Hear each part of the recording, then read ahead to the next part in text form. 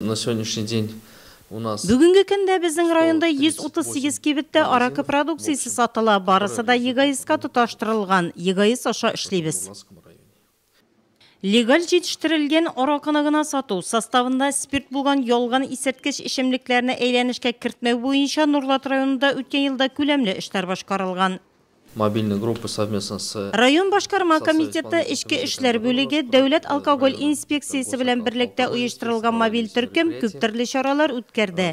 Өткен ел 63 ұзара текшіру ұздырылды. Оларда 49 хукук бұзулар ошықланды. Легал болмаған әйләніштен 10.600 литр составында спирт болған ішімліктер олынды. Шул есептен Қозағыстанда жетіштірілгенлеріне де. Аны бізге жейкені Нұрлат Соль Иреск маршруты бойынша автобуста кірттелер.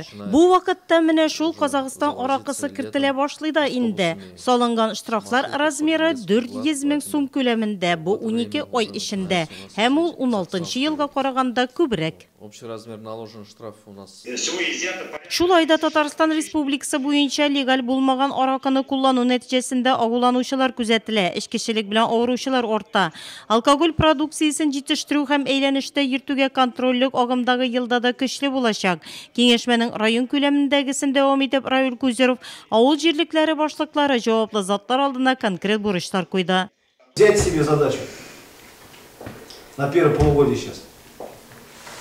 Выбрать и над ними работать. Нурлат районда алкоголь сату даими контрольдә, барлык сәүдә ныкталарында ул егайыс аша башкарыла.